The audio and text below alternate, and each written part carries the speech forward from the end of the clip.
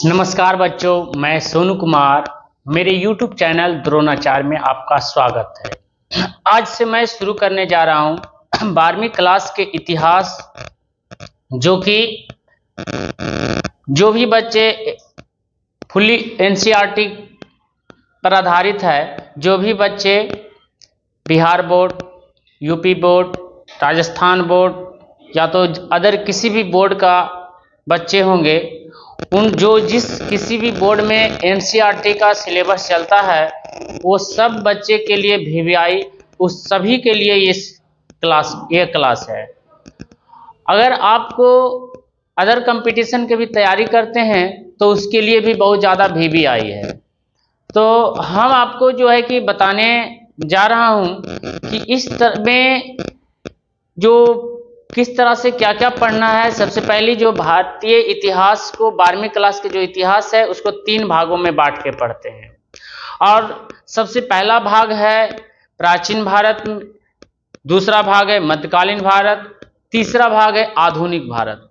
सबसे पहला भाग हम पढ़ेंगे प्राचीन भारत की बात करते हैं तो इसके में क्या क्या पढ़ना है। टोटल इसमें 4 चैप्टर है और क्या क्या पढ़ना है वो सारी हम आपको सामने दे रहा हूं, ठीक है। सबसे पहला NCERT, ये सारा पहले हम बता दिए कि NCERT पर आधारित पूरा फुल्ली NCERT है ये। सबसे पहला ये बुक का नाम है कि भारतीय इतिहास के कुछ विषय, और इसमें पहला भाग है प्राचीन भारत। सबसे पहला भाग में प्राचीन भारत में सबसे पहला जो चैप्टर का नाम है ईंटें, मनके तथा अस्थियां। इसमें हड़प्पा सभ्यता के बारे में हमको पढ़ना है। दूसरी भाग है कि राजा, किसान और नगर, जिसकी कहानी होगा लगभग 600 ईसा पूर्व से लगभग 600 ईस्वी तक की कहानी होगा। इसमें आरंभिक राज और अर्थव्यवस्थाएं के बारे में पढ़ना है। इसी में जो है कि बता रहे हैं कि मौर्य काल से गुप्त काल तक की कहानी पढ़ना है। किस तरह से मौर्य काल आया। मौर्य काल से पहले जो है कि आपको बता दें कि नंदवंश आया, जो है मगध के बारे में इसी में पढ़ना है। और तीसरी जो चैप्टर का नाम है बंधुत्व, जाति तथा वर्ग।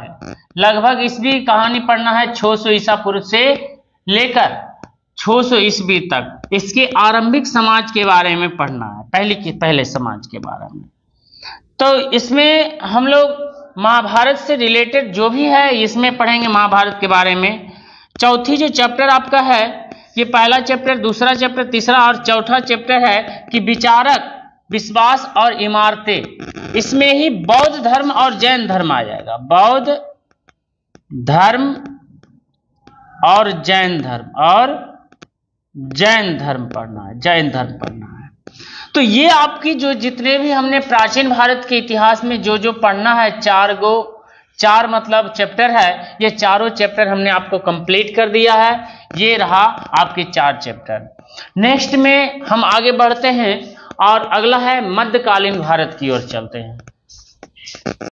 चलिए अब आते हैं मध्यकालीन भारत में। अब मध्यकालीन भारत में हम इसमें भी 4 चैप्टर है और कौन कौन सा चैप्टर है इसके बारे में देखते हैं।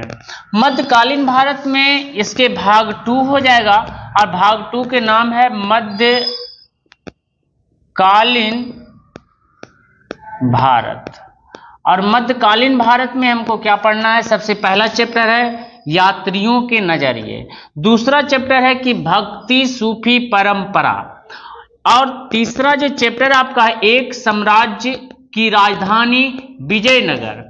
इसी विजयनगर जो कि हम्पी की राजधानी है, ये हमको पढ़ना है।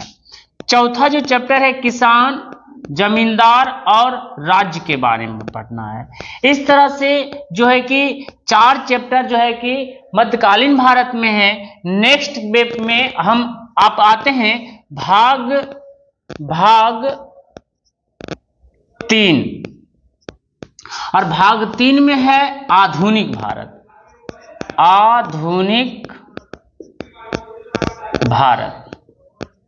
चलिए आधुनिक भारत में आते हैं। अब आते हैं आधुनिक भारत में, अब आधुनिक भारत में भी क्या क्या पढ़ना है, ये भाग तीसरा हुआ। और तीसरा भाग और आधुनिक भारत, इसमें सबसे पहला पढ़ना है कि उपनिवेशवाद।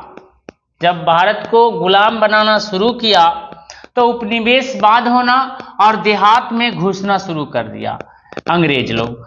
इसमें दूसरा जो चैप्टर है विद्रोह और राज्य, अर्थात 1857 की जो क्रांति हुआ था उसके बारे में पढ़ना है।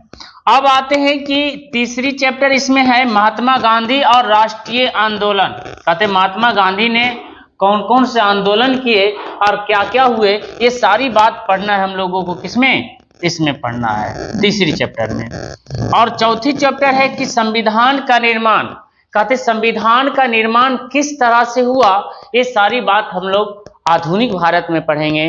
और आधुनिक भारत में ये इस टाइप से 4 चैप्टर है जो आपको बहुत ज़्यादा इम्पोर्टेंट, बहुत ज़्यादा VVI है। ये परीक्षा की दृष्टि से सबसे ज़्यादा इम्पोर्टेंट आधुनिक भारत होगा और प्राचीन भारत होगा, इससे ज़्यादा सवाल पूछता है।